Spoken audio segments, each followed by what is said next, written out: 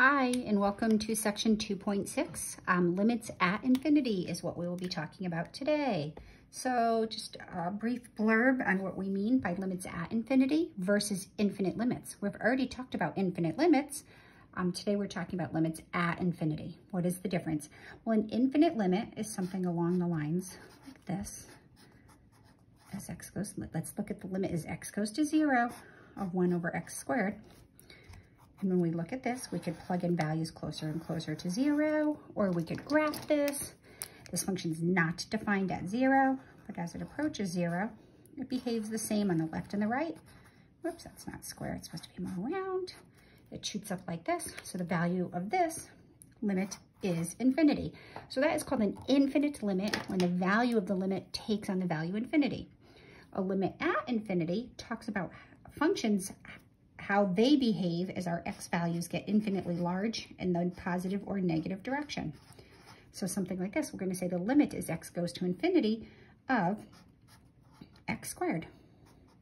Well, as x goes to infinity of x squared, it would be infinity. Because if we put bigger and bigger numbers in and square it, then the outputs get bigger and bigger. As opposed to the limit as x goes to, let's say, negative infinity of 1 over x squared. Well, here's my graph of 1 over x squared. As we move to the left, these values, as x goes to negative infinity, so if I put in -1, -10, -100, -1,000, my outputs are going to approach 0 pretty quickly. So a limits at infinity refers to how x is behaving. Infinite limits is referring to how the output behaves. All right, so that being said, let's look at some limits at infinity. Let's look at the function 2x plus 5 over 1 minus 4x. How does this behave as we get closer and closer to infinity? So in other words, get bigger and bigger. So now the key here is you want to start large. We're going to do, let's start with 10. Now I didn't do these ahead of time, so I'm going to have to take a minute to do this. I'm going to clear my calculator, and I'm going to do 2 times 10 plus 5 divided by, make sure you use your parentheses accordingly, 1 minus 4 times 10. And I'm going to get negative 0.641026 if I go to 6 places. And I'm going to continue in this fashion, and I'm going to do 100. I mean, obviously you wouldn't want to do 11, 12, 13 because we want our x values to get infinitely large, so we want them to grow kind of quickly. So I'm going to do 2 times 100 plus 5. And I'm going to divide that by 1 minus 4 times 100. Let's see what we get. I get negative 0.5137, and it looks like 84. I'm going to keep going. I'm going to do 1,000. And I want to see, so here I'm choosing x values bigger and bigger. I'm having them go towards infinity. And the question is, how are my outputs behaving? So I'm going to try 1,000. So let's do 2 times 1,000 plus 5 and divide that by 1 minus 4 times 1,000. And I get negative 0.50137. And I'll do 5. Okay, so now we start seeing that they're starting to look a little bit more similar. This number looks more similar to that one. So I'm going to go up to 10,000 and see what happens. So 2 times 10,000. Make sure you get enough zeros in there, plus 5, divided by 1 minus 4 times 10,000. And I'm going to get negative 0.500138. All right, so do we see a pattern? Do you have any guess? If not, maybe you should try 100,000 and see what happens. But what I'm saying is that these numbers appears we're going to keep getting more and more zeros. Let's just do 100,000 to be sure. So we're going to do 2 times 100,000 plus 5 divided by 1 minus 4 times 100,000. And I get negative 0.500014. So I'm really starting to see the pattern. These numbers seem to be approaching negative 0.5. So therefore, the limit I'm going to conclude as x goes to infinity of 2x plus 5 over 1 minus 4x is equal to negative 0.5. Sorry, I ran off my page a little bit there. We're negative 0.5. Right. Now you may have known this without even actually plugging those values in. I knew ahead of time because what I see is I see a rational function, and rational functions behave like they're leading powers, so, or they're leading terms in both the numerator and the denominator. So if I look at, it's going to behave like 2x over negative 4x. So I knew going into this that this was going to behave like 2x over negative 4x, and 2x over negative 4x simplifies to negative 1/2. So it's not a coincidence that that is the limit. So you may remember that from your college algebra days. Let's take a look at the graph here. This is the graph of 2x plus 5 over 1 minus 4x. And as x goes to infinity, notice it looks like it's approaching the x-axis, but we're really going to have a gap here, and we have a horizontal asymptote at y equals negative 1/2. And it's just the ratio of the leading coefficients. So algebraically, how would we show that this limit was a half without, because remember last class I said we want to try to do this without plugging in values. Well, algebraically, we're going to manipulate this, and I'm going to divide the top and the bottom of this fraction by x. So this is equivalent to, the limit is x goes to infinity, of 2x plus 5 all over x, 1 minus 4x all over x in the denominator. We simplify this as x goes to infinity. Well, 2x over x is just 2, 5 over x, like that, and then 1 over x minus 4. Now as x goes to infinity, as x gets bigger and bigger, we divide 5 by larger and larger numbers. That's going to go to 0. If we divide 1 by larger and larger numbers, that's going to go to 0. And then what's left is 2 over negative 4, or negative 1/2. So that's how we would show this algebraically. Although we can always remember this little trick. If you have a rational function, the numerator and the denominator are both polynomials, and if the degree of the numerator is less than the degree of the denominator, then the limit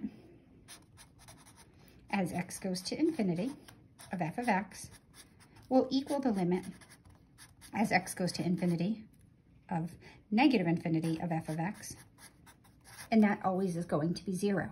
So if the numerator degree is less than the denominator degree and you have a rational function, the limit as x approaches negative or positive infinity will be 0. So if we look at this guy right here, you could plug in values, but we're trying to avoid that. This is a rational function. The degree of the numerator is degree 1. Degree is the highest power on the variable, and this is a degree 4. So the degree of the numerator is greater than the degree of the denominator. Anytime this happens, the limit is going to be 0 because the denominator is going to grow much quicker than the numerator. Imagine putting 100 in here. We would have 300 minus 10, so a little bit less than 300. Down here, we're going to have 100 to the 4th power. That's a lot bigger of a number than 300. So we're going to be dividing by larger and larger numbers quicker. So the denominator is growing considerably quicker than the numerator, so the limit is going to be 0. Right, our previous example, the degree of the numerator and the denominator were both 1. If the degree of the numerator equals the degree of the denominator, then the limit as x goes to infinity of f of x is equal to the limit as x goes to negative infinity of f of x, which equals, bear with me, the ratio of the leading coefficients.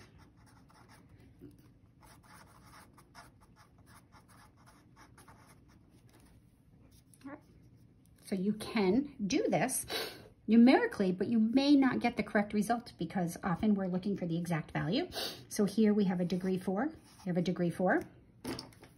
Leading coefficient, 3, 7. So this limit, because it's an infinite limit as x goes to infinity. Now we're talking about as x goes to positive or negative infinity, the answer is going to be 3/7. Now if you were to do this numerically, you would get 0.42857142862, right? So this is the exact answer, and these are the numbers that we're looking for. So unless otherwise stated, we want exact answers. This is an approximation. 3/7 is the exact limit. 0.42857 blah, blah, blah is an approximation. So whenever possible, we want to give the exact value of the limit. Third case, when you have a rational function, if the degree of the numerator is greater than the degree of the denominator, then the limit is either positive or negative infinity. So then the limit as x goes to infinity of the rational function, now they may not have the same value, negative infinity of f of x equals positive infinity or negative infinity. You have to investigate this one a little bit further. So if the degree on top is higher than the degree on the bottom, which we have in this scenario, so it's either going to be infinity or negative infinity. We have to sort of logically figure it out. So remember, it's going to behave like its leading term, so the -10 and the 6 is going to become irrelevant as x gets really big. So we're just going to focus on 3x to the 4th and 7x. Well, if x is going to infinity, this is positive values for x. So in that case, 3x to the 4th will be greater than 0, and 7x will be also greater than 0 as x goes to infinity. So therefore, the limit as x goes to infinity of this function 3x to the 4th minus 10 over 7x plus 6, this is going to be positive and that's going to be positive, so it's going to be positive infinity.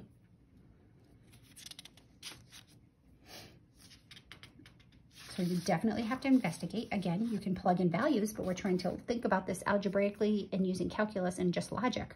All right, let's look at this guy. 3x are the same function, but I'm going to negative infinity instead. So as x goes to negative infinity, my x values are getting more and more negative. -10, -100, -1,000, right? So is it the answer going to be positive infinity or negative infinity?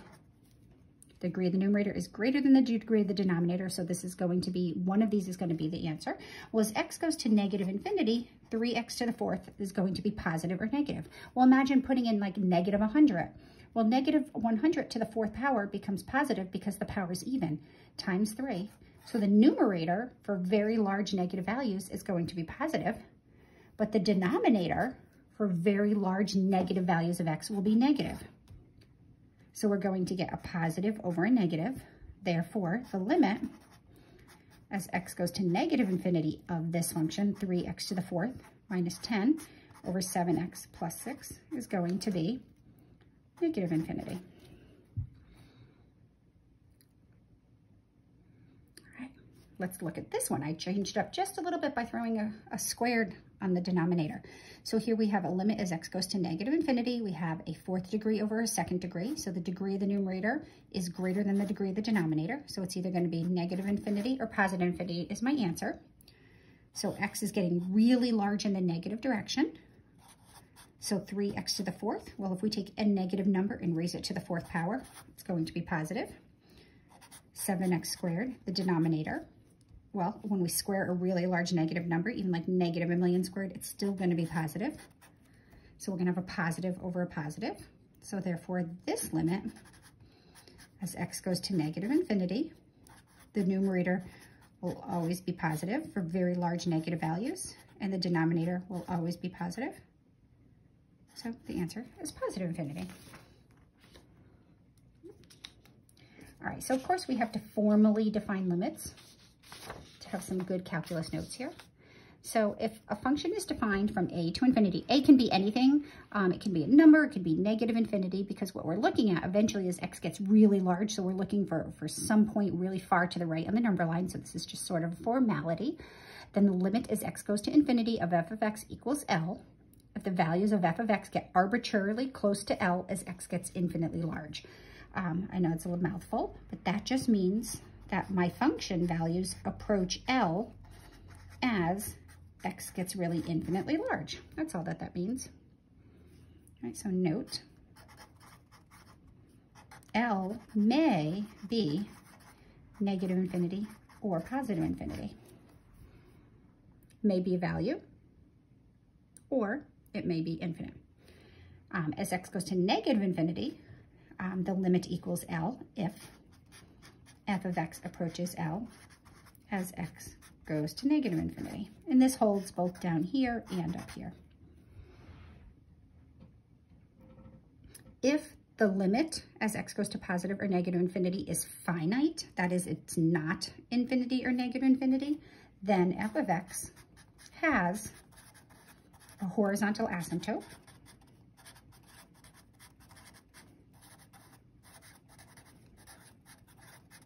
at L. So let's go back to this previous example. Note, we saw this is the degree of the numerator is the same as the degree of the denominator. So the limit of this function as x goes to infinity behaves like this. It's going to be 3/7. So therefore, this function f of x has a horizontal asymptote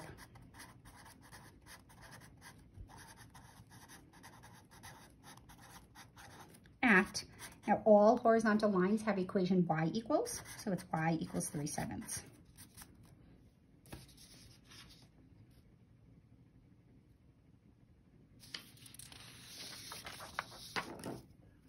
So we looked at this example earlier also, same example. I just changed the degree of the numerator. So notice the degree of the numerator is less than the degree of the denominator. So the limit here as x goes to infinity of f of x is equal to 0. So therefore, this function f of x has a horizontal asymptote. Remember, horizontal asymptotes describe the end behavior. It's how it eventually behaves way off to the left or to the right. So this is going to have a horizontal asymptote at the horizontal line y equals 0, which is equivalent to the x-axis. All right, so theorem. If r is a positive rational number, then the limit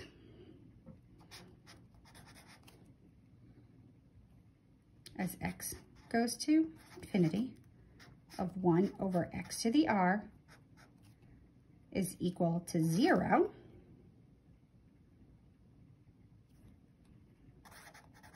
And the key is positive.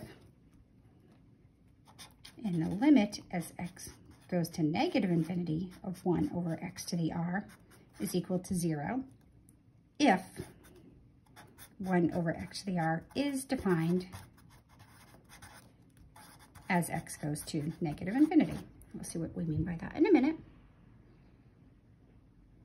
All right, so 3 over x to the 4th. This is the 3's are relevant. This can be any constant, so I really could change that to any constant. So here r is 4th, so that's a rational number. Rational numbers are numbers that can be expressed as fractions. So as x goes to infinity, well, we keep dividing 3 by larger and larger numbers. By this theorem, the limit as x goes to infinity of 3 over x to the 4th is equal to 0. So it's going to level out at 0. Be really careful. This is a notation thing. The limit as x goes to infinity of x to the negative 3 is equivalent to, well, remember what negative exponents mean, 1 over x cubed. So 3 is a rational number. It's positive. Because it's in this form, we have to put it in this form to use this. So as x gets really big, put in 100, 1,000, a million, and cube it and divide 1 by that, it's going to be 0. All right, keep in mind here, so just little tricks to keep out for, an eye out for, 1 over the square root of x is equivalent to, the limit as x goes to infinity, of 1 over x to the 1/2. Right, so that follows this theorem. R is a positive rational number. Now, this wasn't positive, but when I put it into this form, it becomes positive when it's on the power in the denominator. So by this theorem, it's 0.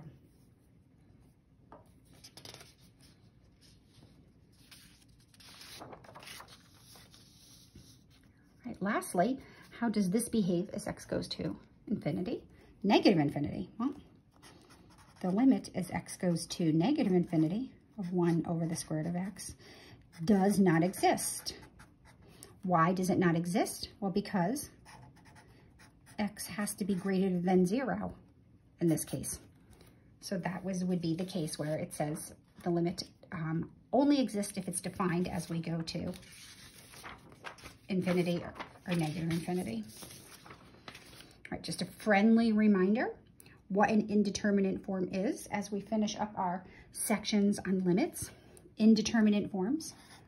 0 over 0 is indeterminate. If you evaluate a limit and you get 0 over 0, that's saying something else needs to be done.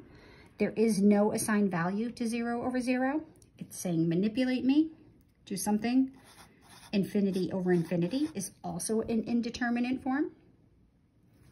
So that's 1, 2. Infinity minus infinity is also an indeterminate form, because if this infinity is the same size as this, it could be 0. But if this is bigger infinity than that infinity, then it may have a value. Other indeterminate forms that you might not have been aware of are 0 to the 0 power. If you read in your book, you would see examples of 0 to the 0 power. 1 to the infinity power is an indeterminate form. That may not be 1. And then lastly, infinity to the 0 power. All right, kids, have fun with 2.6. Catch up with you in 2.7.